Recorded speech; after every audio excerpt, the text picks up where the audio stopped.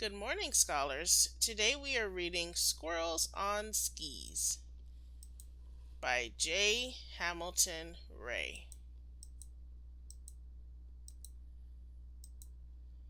Alright. Nobody knew how the mania grew. First there was one, and then there were two. Three more came gliding from under the trees. Look, on the hill, those are squirrels on skis. Below lay the town, snow-covered and still. Not a sound could be heard. All was silent until swoosh swooped the skiers, all dressed for play. 85 squirrels and more on the way, and each of them balanced on two little skis, wearing muffs on their ears and pads on their knees. All of them holding two tiny poles, which they stuck in the snow, making two tiny holes. As the townsfolk awoke, rubbing sleep from their eyes, they peeked out their windows, and what a surprise! Wherever they looked, there were squirrels on skis, skiing in groups of sixes and threes. They skied through the green in the town's center mall. They skied down the roof of the great village hall. They skied by a church that was filling with people. One squirrel climbed up and he skied down the steeple. They skied through the yards of the town's well-to-do. They knocked down a snowman and a garbage can too. With a swoosh and a swoop and a crackle and crunch, they had so much fun skiing, they forgot to eat lunch. More and more squirrels on more and more skis. Somebody stop them! Somebody, please! So the mayor called a meeting, but there was no agreeing on the best way to keep all those squirrels from skiing. "Let's ask Stanley Powers," said a man dressed in blue. "He's a pest control guy. He'll know what to do." Mr. Powers stood up to make his proposal. "There are many good ways to do squirrel disposal. There are poisons and traps, and zappers are nice, but I'd recommend my new vacuum device." "That's cruel," said a tall man named Christopher Luntz. Then everyone started to talk all at once. The mayor just sighed, his face full of gloom, when a voice shouted, "Stop!" from the back of the room. That was Sally Sue Breeze. She could not have been shorter, but everyone listened, 'cause she's a reporter. "Haven't you noticed? Those squirrels aren't eating. They're growing quite thin from this non-stop competing. We have to find out where they're getting their skis and stop all this nonsense before they all freeze." "Very well," said the mayor. You've got 24 hours. After that, I'm afraid we must call Mr. Powers."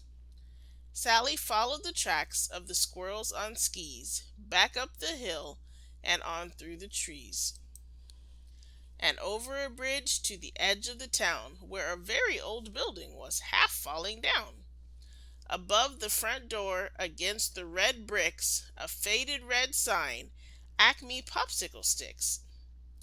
Just at that moment a rabbit hopped out. "Skis for sale, lady," he said with a shout. 10 acorns apiece, a full pair for 20. Step right on up. As you see, I have plenty." And there, sure enough, lay a big pile of sticks, and right there beside them a stack of toothpicks. "Toothpicks for ski poles?" said Sally Sue Breeze. "And popsicle sticks that you've made into skis?" Then something else caught little Sally Sue's eye. A pile of nuts at least 7 feet high. "So the squirrels have paid you with nuts, you big cheat. Now the squirrels have skis, but they've nothing to eat." "And they're out of control," she said with a frown. "Those squirrels on skis are wrecking our town." "I can't be blamed," the rabbit protested. If you want them to stop, then have them arrested. Ha, Sally said. You know perfectly well that these toothpicks and sticks are not yours to sell. They were left here last year when the factory shut down. Ever since then, they've belonged to the town. But an idea was coming to Sally Sue Breeze how to save both the town and the squirrels on skis. I'll forget what you did if you help make this right, but we have to work fast because we haven't much light. Back in the town, the poor mayor was pacing. Around him, the squirrels on skis were still racing. Go away, squirrels! Go away, please! Mr. Powers is coming! Go back to your trees! Then Powers arrived with his vacuum device. He took careful aim. He was oh so precise. But before he could start it, the sky filled with snow, and off in the distance there came a warm glow. The squirrels stopped skiing to sniff the cold air. The smell of roast acorns was now everywhere. None of them waited to see what it meant. They raced out of town to follow the scent. They were so very hungry and so very cold. They skied holding hands. What a sight to behold! Over one final drift of the thickening snow, they skied right on up to that welcoming glow. And there stood the rabbit with Sally, sweet Sally Sue, roasting the nuts on a big barbecue. Sally spoke first. Come, please take a seat. Warm your feet by the fire and have something to eat. So all of the squirrels shook off their skis and sat by the fire near Sally Sue Breeze. The white rabbit served them his favorite treats, roast acorns and chestnuts with carrots and beets. And after a nap, they wanted to ski. So Sally Sue told them, please follow me. There, round the corner where the factory once stood, was a shiny new ski lodge made of red bricks and wood.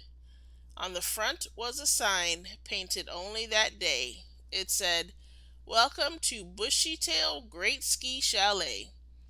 To the side of the building were 4 snowy slopes, which Sally had marked off with 4 colored ropes. The squirrels jumped up and put on their skis. You must follow the rules, called out Sally Sue Breeze. Eat 3 meals a day. Don't forget to sleep, please. If you go into town, you must take off your skis. When the mayor heard the plan, his reaction was swift. On behalf of the town, we shall make this a gift. So that's how the squirrels got their own ski chalet, and they're skiing there still to this very day. As for the rabbit, you may like to know, he runs a cafe right there in the snow. So if you should be in this neck of the woods, be sure to stop by to sample his goods. And ask for a seat by the evergreen trees with an excellent view of those squirrels on skis. The end. I hope that you enjoyed this story, and I will see you next time. Goodbye.